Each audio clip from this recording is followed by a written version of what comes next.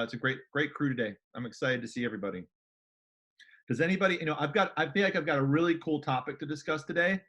Um, but does anybody have, if anybody has anything that they know they're going to want to, um, would like some feedback or chat about, hi Shannon, please let me know, and don't be afraid to raise your hand. We should have time. Um, I'll throw it out there. yeah, uh, cool. Yeah. I think a lot of you know that we do one-on-one lessons weekly, and then once a month we do a group jam session that we call a hoot nanny. That's a big session, like 8 to 10 people, multi-instrumental. So this year we've switched to a model where we learn a new song every 3 weeks, and we're noticing that we're pretty much repeating the same lessons over and over with most people. Just it changes based on the instrument. When we do our one-on-one lessons, we teach 6 days a week, which we've known for a long time is not sustainable, and we are working to do away with that. But I had this idea the other day that I know that it's not exactly revolutionary, but we're looking to see if we can maybe go to instrumental classes, like small group instrumental classes, like 1 to 4 players maybe, for our weekly lessons, and then still do our monthly jam sessions that are the big groups. So I just didn't know if anyone had ever taught lessons like that, where it would be people of all different levels. It would be the thing. We'd separate them loosely by instrument family at least, but I think we do want to keep them different levels. So I'm just trying to figure out how that would look for our studio, time wise, and like if our students would still get the attention that they needed, maybe what issues would come up with this model. Just we're excited, but it seems like logistically it will be a challenge to transfer everyone over. How many people would you put into a group, Angie? I'm thinking we'd cap it around 4, so we could still give people kind of one-on-one attention for a couple minutes. Yeah, if I could just quickly share one thing that immediately jumps to mind right now in my personal studio, and again, I deal a lot, big core of my students are teenagers, right? Uh-huh. Is that I think this could work great for you guys, right? Which is, putting these, because you do adults, right? Uh-huh. We Uh, do we're about 60-65% adults, and then we've got a lot of tweens, and then we have a couple little kids yeah, too. and So well, and one of the things and I think it's a great plan. Right now there is a lot of anxiety in the world, and I have just wanted to share at some point today. I the one-on-one time with my students right now, whether adults or children, I'm feeling my music studio is becoming very much a therapy session we're place, to yes. where often when my students show up these days, it's kind of a twist where I'm like, oh my gosh, how are you doing? Like, how's your week been? What's going on? That, like, I've kind of shifted to this moment of being like, how are your parents doing? Is everything, is everybody cool? Like, because everybody's stressing out over, viruses and life and the world and all that stuff. And it's, I think there's, the thing you will be giving up is that one-on-one. You'll I be totally. gaining, you'll be gaining community, which you guys already do well. You'll probably be able to increase your revenue, which would be awesome. Be able to keep growing. But I would probably encourage you to still offer one-on-ones for those who needed to request it. Maybe charge more for it. Sure.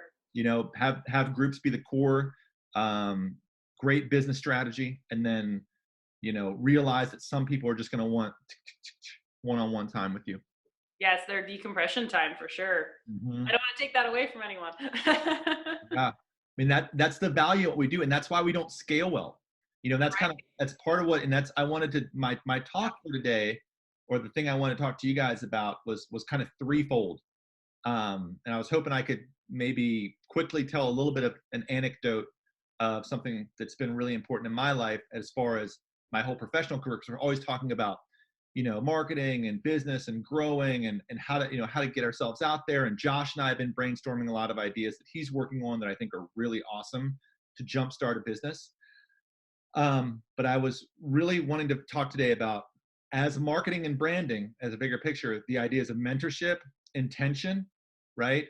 And you know, the the ability of branding through helping others, which is what we're already doing. right? And at the core of it, and so I'm really hot on that right now. I'm really hot on the relationships I have with my clients. I'm okay with I can't scale past a certain point except raising my rates because I think it's really valuable what I'm doing with my students, right? And that's just the way this business is for me right now. That's what I'm doing. So I wanted to, when I first moved to Seattle, because there's been a ton of talk about how we built our studios and how they've all grown. When I first moved to Seattle, the first thing I did is I got offered to be a manager at Guitar Center, and I got offered a job to sell tickets at the Seattle Symphony as a telemarketer, right? And I was a concert classical guitar player, trying to get as many gigs as I could, studying with the teacher at UW. And I ended up being like, I'm not working for Guitar Center. I ended up telemarketing, and actually I was really good at it, and I love it because I love talking on the phone. And it was a cool gig. But then I started teaching at this little music school, and it was a music store that had kind of brought up the whole '90s rock and roll scene. And the owner became a really good friend, and his name was Andy Aldridge, and he was a legend in like the Seattle music scene. But he mentored me, and he knew that I was like into business, but I was also really gunning to have a performance career. And he just kind of put his arm around me and started referring me to all of his friends, right? Meaning, and these are people that are really kind of, well established in the Seattle scene. And I did no planning for it. I didn't assume this was going to happen. But, over the course of a couple months, my student load through his school was people that were very successful, kind of, stalwarts of the Seattle business community. And that's what built the core of my studio. And when Allison and I started a family, I sat down and I was like, oh man, Andy, I'm going out on my own. I got to do my thing. And he's like, go, dude, go do your thing. Like, it's been a great run. I take your students, like, do it, man. And I never forgot that, that he was just so cool. But the big thing that came out of that is, I've talked about this before, is this guy, Bryce. And one of the students that he sent me was a guy named Bryce Butler, who was a legendary architect in Seattle. And he did crazy. His dad was a famous window dresser, but he was also a world-class athlete. And I could just sit here for an hour and tell you stories about this guy. I started teaching him guitar lessons just before his 60th birthday, right? And he's like, Brandon, I want to hire you for the weekend, and I want you to come with me for my 60th birthday. And I was like, okay, that's weird, but cool, man. And next thing you know, we're in Montana, and we're at a very famous NFL football player's ranch. And so anyway, I got to know all these, and I was like, yeah, totally. But I got all these great connections through this one guy, Bryce. And Bryce took me in, around the time, I talk about Rob Hampton helping me raise my rates and all that stuff. Bryce was the guy that sat in my studio when Alice and I were starting a family and was like, time to double your rates. That's your marketing strategy. Like, he was the guy and he guided us through that. When my wife became pregnant, Bryce sits me down and he says, Brandon, do you have any credit cards? And I was like, of course, dude, I'm a guitar player and I just paid for our wedding. He goes, I want you to move in with me until you pay him off. And I was like, what? He's like, yeah, you and your wife move in, pay off your credit cards, give me guitar lessons in exchange, whatever. Help me take care of my aging mom. It's cool. And we did. And, this guy has been so central to our life and to our family. And he is all the business stuff we talk about. I really owe it almost all to him, because the connections that came from this guy, and of course the guy before that, my whole business came from like one or two people. And so did Rob Hampton's, when he talks about that. If you drill him, it's all back to a couple really, really well-known people that were kind of at the core of his business. And so I wanted to jumpstart the day with like the truth that, like, going out and being super awesome to people. And that's the marketing strategy, and finding one mentor. And I wanted to share a story about, my mentor. And I think about it, Bryce passed away a couple years ago of cancer. And it was one of the hardest things. I called him every single day. He was always supportive of me. And he was one of my very best friends I've ever had. And when he passed away, I became really motivated to mentor other people, to try to do what he did, right? Because it brought him so much joy to take some young dude under his arm and to push them forward. That's what he loved doing.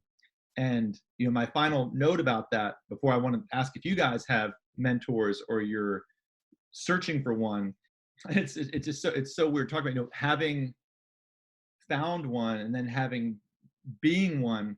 Butler used to always tell me this story all the time because he knew all of the most rich people in Seattle, old school people in their 60s and 70s that had a ton of money, that had started big companies. And he's like, Branner, they're all miserable. Like, don't do it. They're not miserable. He goes, it's all about the kids. Like, you keep taking care of the kids, everything else will be cool. He's like, I'm old. All my buddies that are loaded, they're just worried about losing their money. They're generally, not happy. He's like, don't chase it.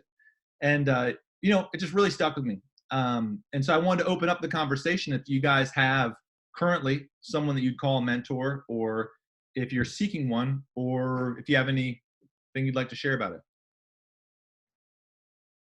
Anybody just jump in if you want to.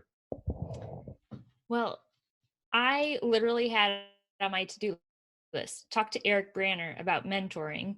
So I was pretty excited that this was the topic today, because I remember that coming through when I did the podcast interview with you, but it was definitely like a side topic. And I was like, gotta talk about that. And yeah, so this is actually something I noticed I've really not had a lot of in my life, because I've always been self-employed. And so there's never been like a person one step ahead of me in my job, like never naturally, in like, I didn't get hired by someone. I just put myself in my role. So, yeah, so I found that has been tremendously lacking in my career so far. And you don't feel like you have someone that you can just call that's done it, that I have peers, and they might be like different ages, but kind of the same place in business. And yeah, I haven't had a lot of people ahead of me. I mean, I consider you one of those people to me now. I hope you don't mind that. oh, I'm grateful. That's really nice. Yeah, but I haven't, that wasn't something that my like parents encouraged. I mean, they didn't discourage it, but it wasn't like, hey, notice this person, they're doing what you're doing, but they're ahead of you. Yeah, so I don't think I was brought up looking for that. Anyway. Wow, but you're open to it and you're looking for it. Yeah, now I'm like, I think I'm really missing something by not having that like more actively involved person kind of showing me like, hey, you're wasting your time here, or look over in this direction. What's all high level, right? It's all like people that have just, someone that has been through what you're doing, that succeeded. And it doesn't have to be the same thing that you're doing either. That's the right. key. Like, yeah. It is, someone with still has a creative spirit, and that is realizes how much of the architecture of the world is so lame, right? So many of the things that we're chasing after are so meaningless, that bring no joy, that bring no value. And to have people just be like, dude, stop wasting your time on that, it's really helpful. And I'd love to chat with about ways to talk about seeking that out, putting that energy out there. Does anybody here have one that really jumps to mind, that, or I mean, I have one more or less, I would say. So there is this guy who I see, who worked with me when I was working at corporate at Yale, and he has an engineering background like I do. But now that I left corporate and I'm doing music, he really wanted to help me through that process. And one of the meetings I had with him, he's very busy, so that's why I said I kind of have one.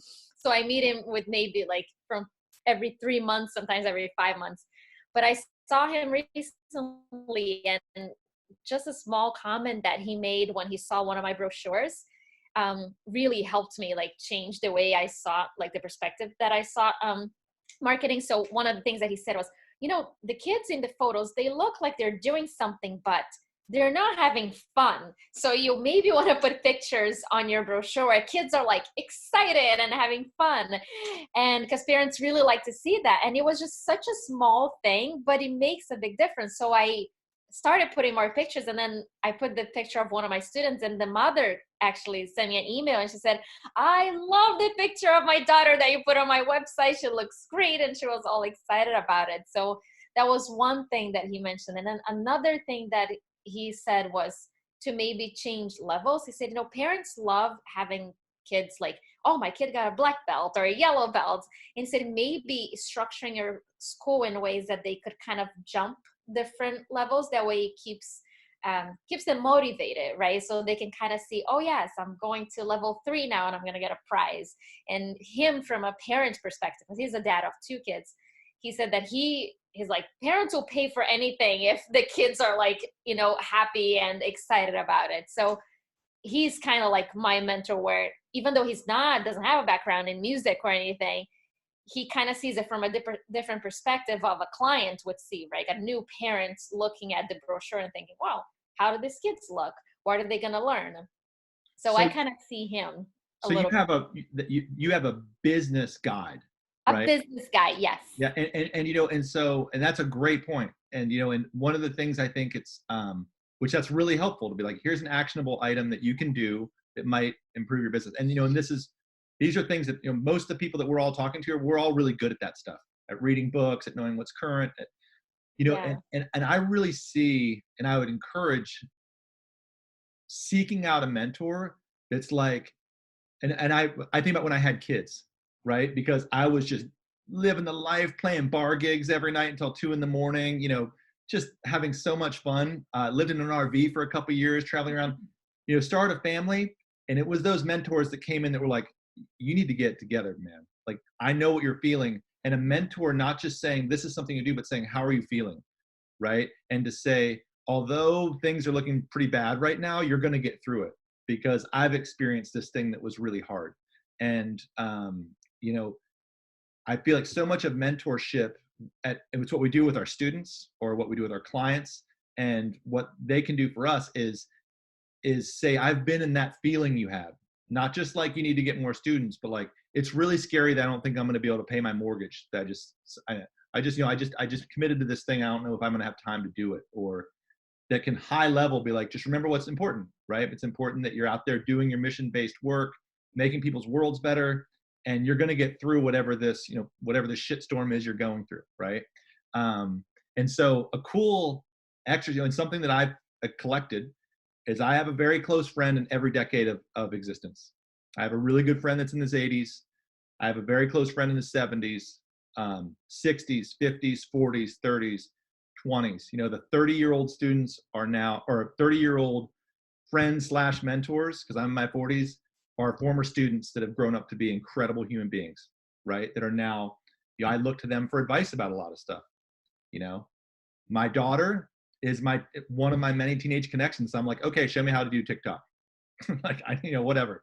And I think that if we start seeing that value of multi-generation relationships, and how much we have to give them, which is like, to someone in their 70s, they love the energy of our youth and of possibility and of being, and they love to be able to help us, right? So it's a killer way to connect. And for all the talk I do about understanding marketing techniques and reading books, when I'm really honest about it, it's like, it all really boils down to these like really awesome people that have been like, do this, do that.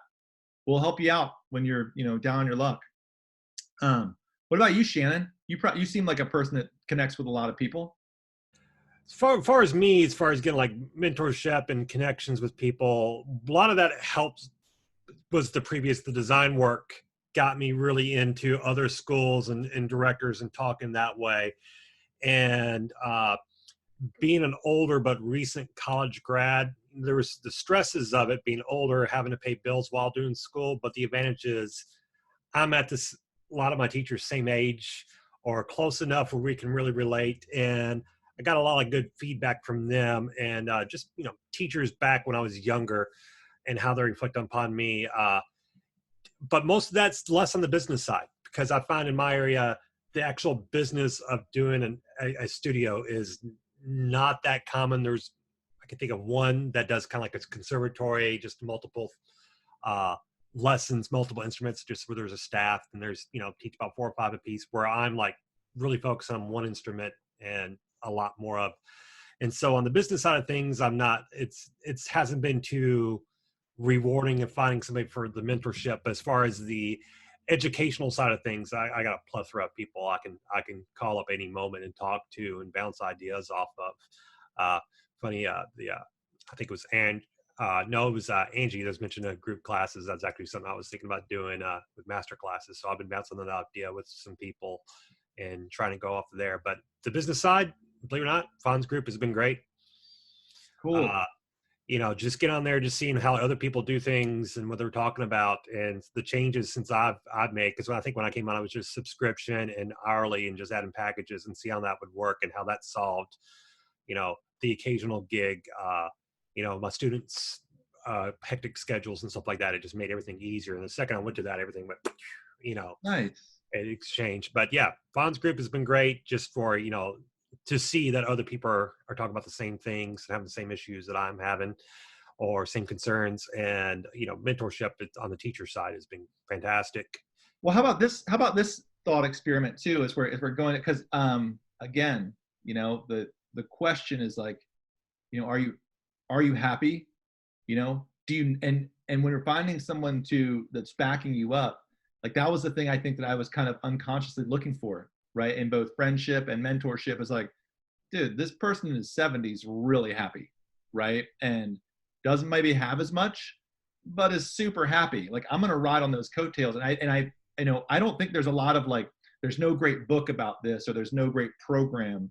But for me, it's like, you put that energy out into the universe, do your deal, whatever it is, meditate, pray, and you find these people. It's not about money, but it's about like someone to help guide you to make sure you're on path with your core values and your mission, because our lives are going by really fast, right? Mm-hmm. And like, you don't want to be someone, you don't want to be someone that's like, oh, I should have done this, or I wish I did that.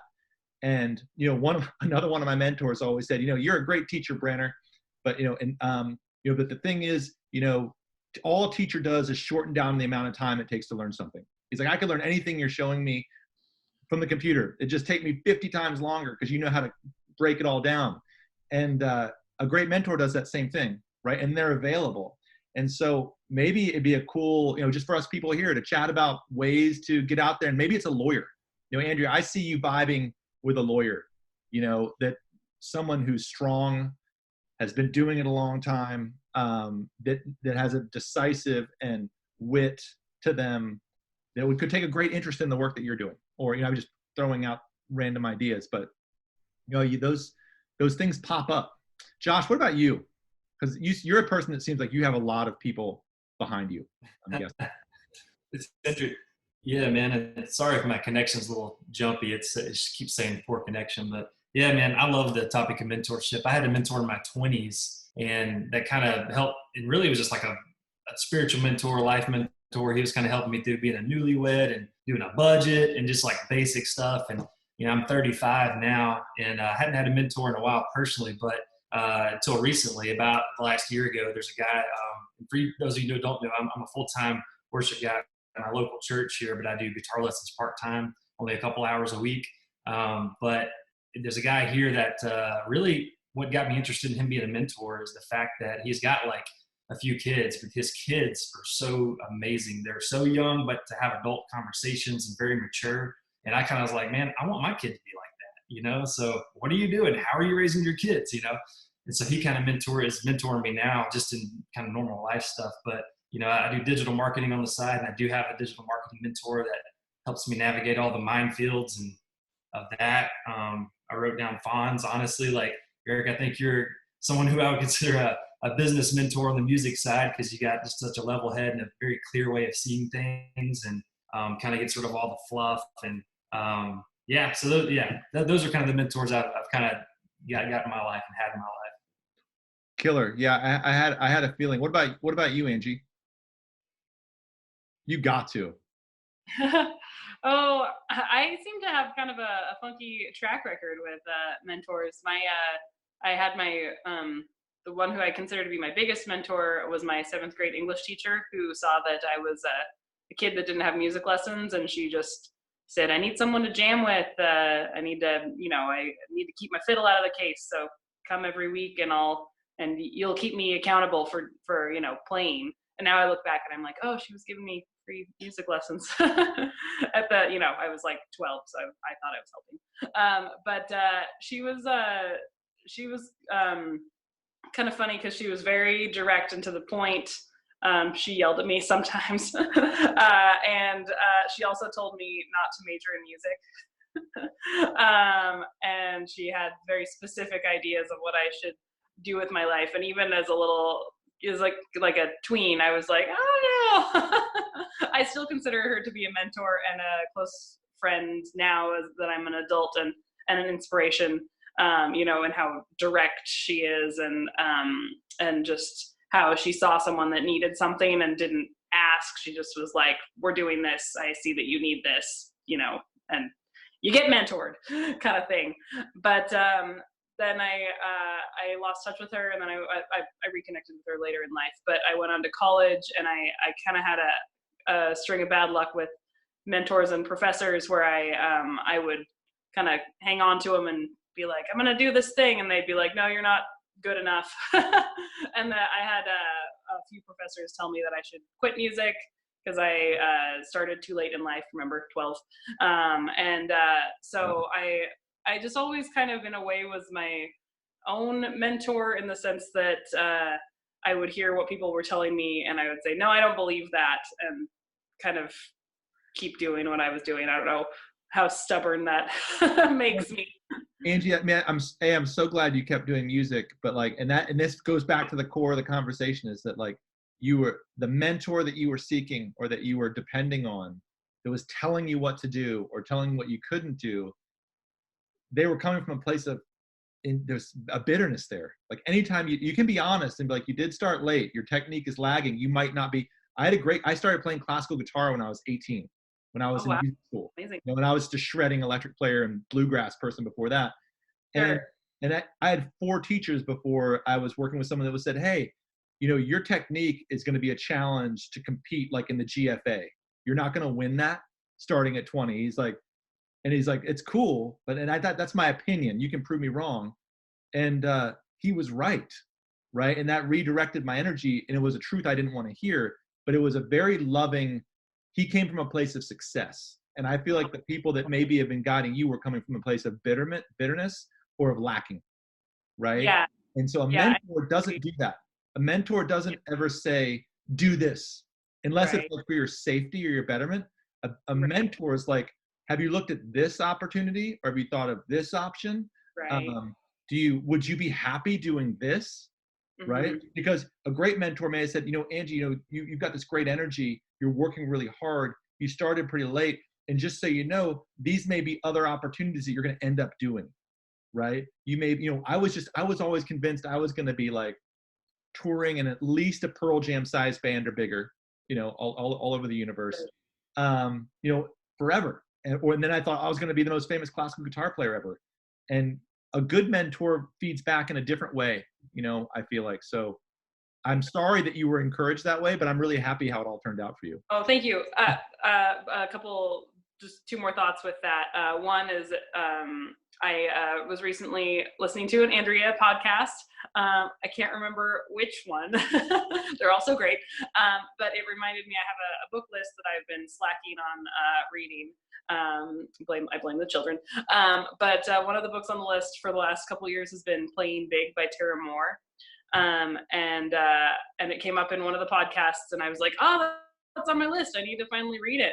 And I'm about halfway through, and it spoke to me so much that I bought 5 copies, and I'm giving them to all of my female business owning friends here in Boise, because I need us all to mentor each other. Yes. Because I'm tired of spending all of our energy worrying about all these things, and then every time we get together we have to quiet each other's worries. And if we could just all kind of cut to the positive parts and then keep building each other up, it would just be so amazing. But in that book, though, they have a whole chapter on being your own mentor, because we always look outwards. Well, at least me, I don't know if it's because I'm a woman or what, or just my negative experiences with some of these mentor figures. I'm always looking to connect with people just because that's my nature, but it often doesn't work out, or it takes a turn. So the inner mentor activities, they're all about looking to yourself in the future and who you want to be. And then if you were that person, what would you tell yourself at this point in your life? Or maybe tapping into yourself at a younger age and looking where you are now, like how would you mentor yourself? I probably botched the explanation there, but just all these reflective exercises, and it really empowered me because I realized that me at 12 and me at 19 and me at 30, yes, I will post the link to the book.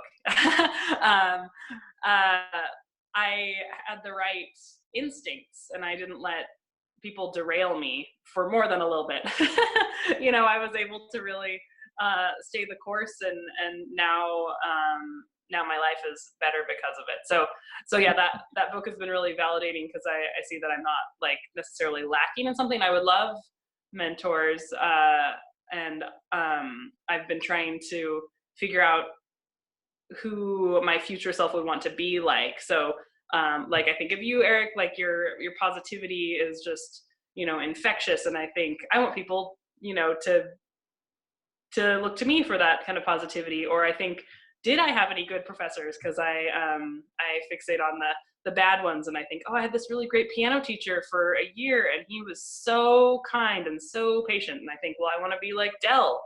And then I think I met Lance LeDuc, as many of you know Lance. Right. And Yeah. I was able to chat with him on the phone one time, and I just think if I was faced with a challenge, how could I be creative and problem solve in that situation where Well, Angie, I'm so sorry. I think Isabella has to go. I don't want to interrupt you, but I know that feeling. Go. Thank you for coming, Isabella. So sorry. I'll Come see back. you guys soon. I'll definitely come back. Good Okay. to meet all of you. Take care. Bye. Sorry, Angie. Keep going. I could tell that she needed to jump. Yeah. Just if I were, even if I'm not speaking directly to these people, what are parts of their essence, I guess, that I find inspiring and want to work towards someday for myself. Okay, well, so because I want to hop from this idea to another idea, if that's okay. But in kind of wrapping it up, I would encourage you all, and I hope you do it. And I hope that if there's any way I can help you, or if I can be part of that process, I'd love it, is to seek out someone not in your industry doing what you do, not a mentor for someone that's going to help you with your, expand your business, but someone that you find successful, that is at a different stage of their life, and that have values that you are really encouraged by, right? You're like, wow, that person looks really happy, or they're glowing, or, whatever. And position yourself next to them, and just get in there. And I think that when you put that energy out there, you will start collecting them, and it's so valuable, right? I hope it's okay. I'm so chatty today. I've had a lot of calls, but I was really excited about this conversation. And what really, I had a very profound experience last weekend, in that I had dinner with a new friend. New friends as adults are really fun to make. And I had a really great vibe about this. He's a fellow dad. We're at the same school. And we sat down at dinner, and this person was extremely spiritual, dude. This is a person of color that grew up living in 12 different homes by the time he was 13, with an abusive father. He and his mother lived in a homeless shelter, a battered women's shelter, with his siblings. And this person muscled himself through a Catholic school system and became on to be a fabulously successful business person. And at dinner, I could tell right away, I was like, oh, he's got a story, right? And next thing you know, we're at the dinner table, and we're holding hands. Our wives are looking at each other like, what are you guys doing? And he's sharing his whole center of his being, which is always about helping each other, right? And prioritizing what matters. And he's kind of bounced out of business. He's my same age. We both really super vibed on this idea that as long as we're helping people, right, and we're so focused on that's our top priority, is our mission in life is doing well with other people, then everything else kind of falls in place, right? And that's where those mentors, those friendships come from. And so I wanted to balance that idea of okay, we talked about this. We're looking at mentors. We're looking at it from a place of not just a business perspective, but more of life and guidance perspective. And we look at our marketing, right? Is our marketing like truthful, that we're like really helpful? Is it like, Angie, you're out there building connections and community. It's not just teaching people to play music. It's never that, right? It's giving them guidance. That's my whole trip with kids. Andrew, you're helping people, get themselves together, help them better themselves. And that's the core of it. Then people are going to see that and be like, oh, I'd love to help, Andrea on her way to like kind of blow this podcast up or something, because it's really helping a lot of people. If they're not, and we along the path, I've had the opportunity to work with some really established marketers. When Fons was first launching, and in other venues, that were schemers. It was all about just scheming to get ahead, and that was so gross, right? And it's so transparent, and it's so not long tail, and it doesn't work, right? So I think it's I was going to ask you guys that maybe it'd be a good time to start moving that discussion into, is what you're doing in your work, do you feel like it's at a place where it's solidly grounded in being helpful, or is it just, maybe it's just surviving? You're helpful to yourself to try to eat, or support your family, or what is it the core of that? Anybody want to jump in? Shannon, there you go. How about that? There we go. All right. So I was actually talking to somebody the other day about this. I made the decision. I'm basically 3 courses and certification from being in-school teacher. And I decided to do the private lesson route. And I told somebody, as a teacher, it's more rewarding because I get to work one-on-one. And I'm going to say 80% of the stuff I do is not teaching trumpet. It is overcoming anxiety. Perfectionism is big deal, especially among classically trained musicians, as you probably know. That's something we got to deal with quite often with people. I'm like, you got to ixnay on the perfectionism, that will never happen. You're in the wrong hobby for that. And time management, how to manage the time. I can't find time to practice. Well, let me help you with that, because I know all about that.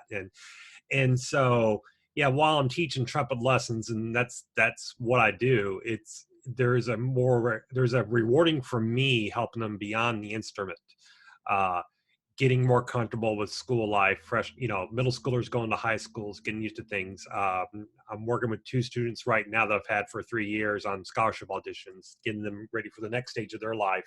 So there is a rewarding there for that, that I enjoy. So that's what keeps me coming into the room, like spiritually. That's what I'm looking forward to now. There's everybody has those students that are a little better musicians, and there's that excitement of working. Okay, I'm working with one of my stronger ones, but in general, it's the stuff beyond the music is what I enjoy working with the younger people on, because most of my students are young, very, very young, or that growing adults. So Shannon, so that's awesome. You kind of found this thing. So let me ask you a couple like mentorship questions, like. Mm-hmm. That someone that was older might be asking, like, if I had, let's just say I've, had a store or had a small business and I was your mentor, I'd be like, dude, how do you feel about health insurance? How do you feel about retirement? Because these are honest questions nobody talks about. How are you sleeping at night? Right? Is your cash, these are questions like we don't talk about it, right? But it's like really stressful to like figure out how to get my kids health insurance, right? Or to, my wife's taking my kid to the dentist right now. That's stressful. Right? And a mentor remembers those feelings of what life's really like to be a small business owner, and to try to be like, okay, how do I best take care of my employees? Right? Because, for whatever reason, cash flow's hard, or these are the questions that come up that, like, you've got your core, we're all artists. We can provide huge value to, as a friend, being a creative spirit, to people that have these skill sets that have been through, there's 4 great questions that a mentor might be able to guide you through, because I bet you think about them. Maybe you don't, but you wouldn't be thinking about them the same way if you were a school teacher, because you wouldn't make as much money, but you'd have health insurance, right? Mm-hmm. And I don't know your situation. But I would sure ask, as someone that cares about you. Yeah. And be like, well, here are some things we did. Here are some ideas you might want to, consider. But and that just kind of brings it back to, we have our core, but it's really great to talk with somebody about stuff that I'm not really comfortable talking about this stuff with most people. We have some time left. I wanted to do this kind of, it's a great experiment that's actually a direct marketing experiment that we can all do, because I think everybody's kind of got a really great kind of, hopefully maybe an encouragement to be like, putting your feelers out for someone that just wants to just, give you something that you could really use and a way to look for it, hopefully under another lens. Here's something else that I think is really helpful to remember when you're, and we can do it from think about who your customer is, right? Whoever your customer may be. Is it a student? Is it someone thinking about playing guitar for the first time? Is it a music teacher? Is it a personal trainer or something that wants to, get more clients? If you think about who your customer is, I've been doing this thought experiment a lot with one of my mentors, which is this idea of starting with the question, I want, right? And so, and really dive into this, like, what do I want? I want my kid to have, like, I have a very difficult and very energetic son who's awesome. And unfortunately, he's an incredible athlete. He's in second grade. And my wife's an actor. I'm a guitar player. I know nothing about sports. And he is a natural athlete. And I want my son to have amazing mentors that can help him hone his athletic skill, right? And I want my son to be happy, right? I want my son to be intelligent and educated and culturally adept. I have sought out people. He has a basketball mentor. My best friend was a professional tennis player who's taken him under his wing. He has a capoeira community that, he's learning Portuguese and how to play berimbau, and he's an incredible capoeirista, which is so he's moving himself all the time. I farmed that out, right? And it came from a place of like, what do I want, right? As a parent, that's my personal experience. But if I do that for my students, it's like, I imagine my students aren't saying, I want my kid to be a great guitar player. They're like, I want my kid to be happy, right? And that's the thing that I push in my guitar teaching program is like, yeah, do music. We're going to make you understand culture and history and communication and taking care of each other and playing from a place of creativity and expression, but also of connection and learning a technique or whatever that is.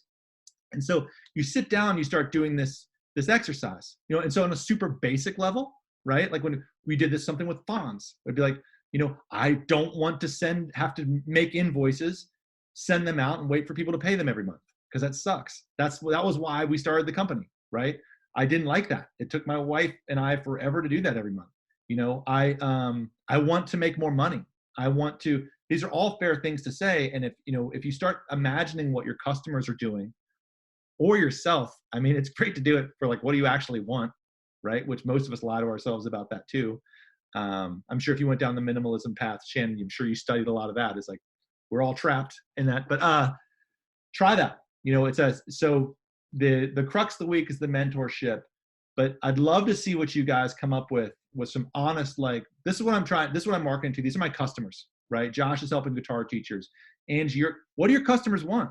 Before you start doing group classes, what do they want, right? They just want to learn how to play that song that everybody's learning. Do they want community? Because if they do, then put them in groups, right?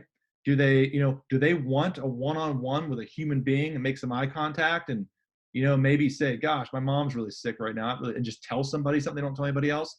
Then you might want to reconsider and charge a premium for it to make it worth it. But so many of our answers can be really laid out in front of us and be like, I want, try it with your clients, try it for yourself. And hopefully you're all like, I want an awesome mentor, like somebody that's, and hopefully you have 5 of them, because I think you don't need one. And there's definitely plenty of them out there. And it's great to have a family of them. Anyway, I'm so sorry I've talked so much today. I'm just full of myself, but I was really pumped to share all this with you guys. And I hope it was somewhat helpful.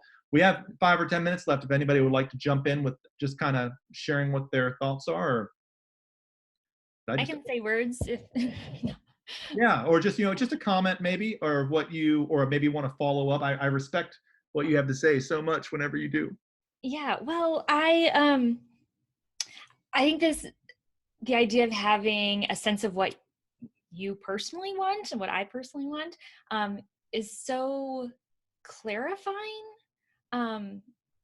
Just like knowing what steps to take next, or like Angie, if you're considering going to a group model or not going to a group model, like there isn't a right or wrong. It's like, it depends on your values and all of that. So yeah, and it takes a lot of introspection to figure that out, and it's uncomfortable sometimes. And I think when most of our information comes from like social media or something, we're getting a lot of other people's opinions, and that's all they are, is opinions. And it's not like, oh, because this one teacher teaches this way, that's the right way to do it, or the best way, even if they talk about it being the best way. So yeah, I just think that's really important. I actually just put together a vision and values workbook, and then I turned it into a course that I made free because I think it's so important. Like, I just want everyone to like go through that process of thinking of vision and values for their self and their studio or business or whatever. Share it. Cool. Yeah, I just put it up on my website yesterday, and I haven't even tested the registration. So I will share it, but my website is on a server that's being updated today. I think the update is done. So yeah, I can't, if there's something wrong, I can't change it today, but I will share it. Yeah, wait till you're ready. Yeah, it's just, I mean, I can show you, I've got some notes, but it's like going through, you know, what's your story? Like, your story definitely influences how you teach. Like, I heard this when Angie and I talked offline, like that her experience with mentors or teachers who discouraged her, like, has definitely influenced the way she teaches today. And then I've got like just a big long list of adjectives, and you can like go through this exercise and identify which ones resonate with you. And I don't know, it just, I think, helps kind of figure out what's important to you, and how to align your business, and maybe what kind of people you're looking for too as mentors. What perfect timing. Would love to see it. Killer. Well, oh, Angie, you got people. No, this is my helper. She loves all the lessons, loves all the video calls. Hey, what's up? Cool. Well, that's what it's all about. Awesome. Has she been there the whole time? No, Marcus just got home. I was going to say, if so, I was going to not like you very much anymore, but that's okay. That was incredible. Very cool. Oh, thanks, Andrew. I see that. Well, hey guys, does anybody else have a closing thought or something they'd want to share, or you guys want to connect next week? Or if not, I really appreciate you all being here. It's been great connecting. Shan, I hope your stocks recover. Okay, good. Okay, not bad right now. So yeah, best of luck. Okay, friends. Hey, thank you so much. It was great to see you all. This was killer. Have a great day. We'll see you soon. Bye-bye. Thanks, Eric.